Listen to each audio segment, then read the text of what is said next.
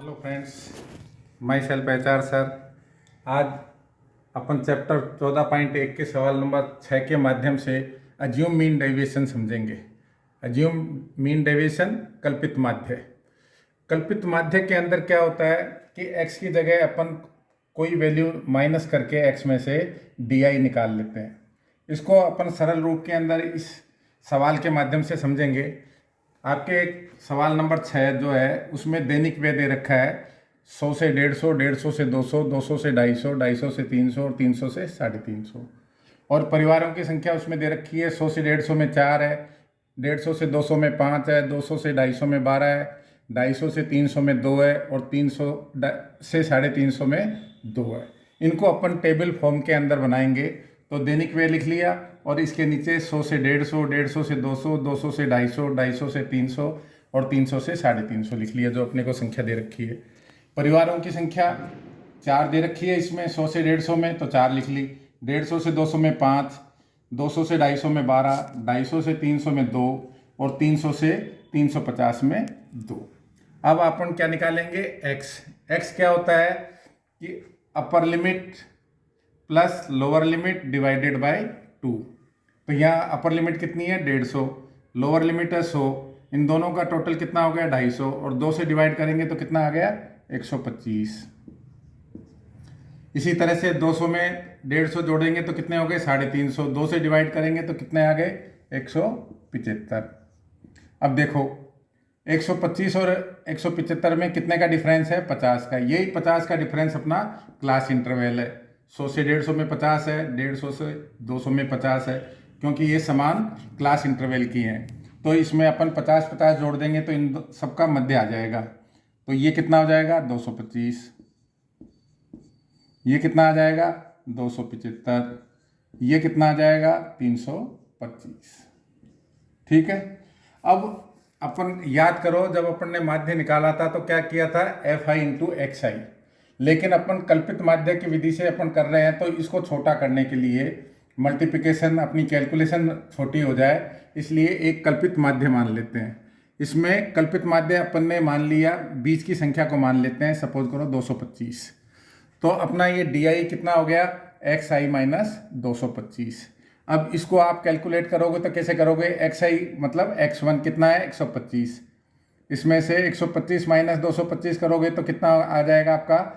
Minus के 100। समझ गए? DI XI माइनस 225 है। इस संख्या में से इस संख्या को माइनस करना है और जो आएगा वो यहाँ लिख दिया। 175 माइनस 225 तो कितने हो गए? माइनस के 50। 225 में से 225 जाएंगे तो ये 0 आ जाएगा। अब ये कितना आ जाएगा? 50 और ये 225, ये हो गया 100। ठीक है। अब DI अपन ने निकाल लिया। इस DI को अपन इस FI से मल्टीप्लाई करेंगे तो कितना हो गया? 100 इंटू 4, 400 माइनस के साइन के साथ। 50 को 5 से किया तो माइनस के 250। 12 को 0 से किया तो 0 आ गया आपका। 2 को 50 से किया कितना आ गया? 100। और 100 को 2 से गुणा किया तो कितना आ गया? 200। ठीक है। अब यहां पर आपको निकालना है समेशन FI। समेशन FI कितना हो जाएगा? 5 और 4 9, 12 9 21 और 2 23 और 2 25। ये समेशन FI DI आएगा।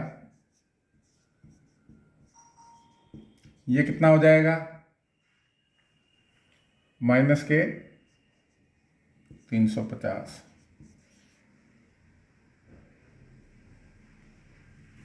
ठीक है। अब अपना मीन निकालना है। मीन कैसे निकलेगा? जो कल्पित माध्य है उसको अपन A से लिख रहे हैं, है ना? कल्पित माध्य plus summation FI DI upon summation FI। ये फार्मूला कैसे निकला है ये मैं अभी बाद में समझाऊंगा, इस सवाल को हल करने के बाद में। अभी तो ये ध्यान रखो, मीन अपना क्या होगा? x bar equal to A plus summation FI D I upon summation F I. अब यहाँ पर ए आपका कल्पित माध्य कितना है 225, तो 225 हो गया, plus summation F I D आई कितना है माइनस के 350, और डिवाइडेड बाय कितना हो गया ये 25, तो कितना हो गया ये 225, माइनस के कितने आ जाएंगे,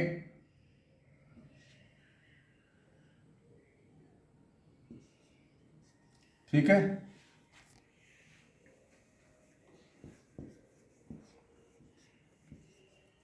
तो आपका मीन कितना हो गया x बार 211, ठीक है। अब x bar equal to a plus summation F I D I upon summation F I, formula कैसे आया इस चीज को मैं आपको समझाता हूं।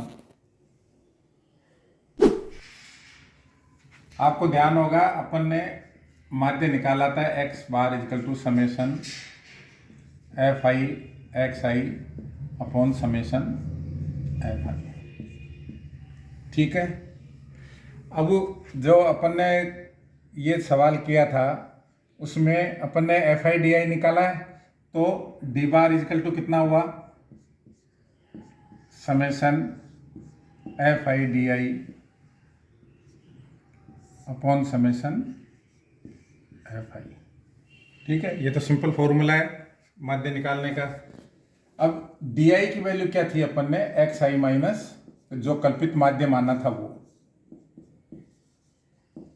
डी आई क्या था एक्स आई माइनस कल्पित माध्य जो अपन ने ए से रिप्रेजेंट कर रखा है।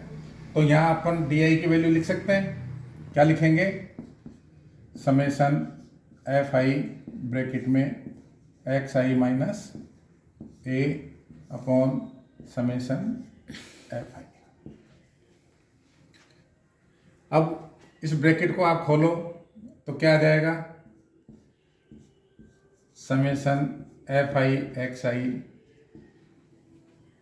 Minus A summation F I,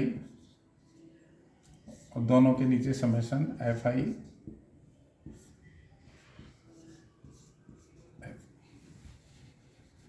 ठीक है।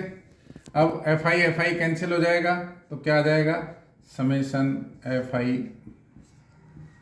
X I upon summation F I minus A equal to आपका क्या था डी बार। तो summation F I X I ये क्या है आपका एक्स बार, तो X bar minus A equal to D bar. तो एक्स बार इजकल टू कितना हो गया ए प्लस डी बार, और डी बार की वैल्यू क्या है summation F I D I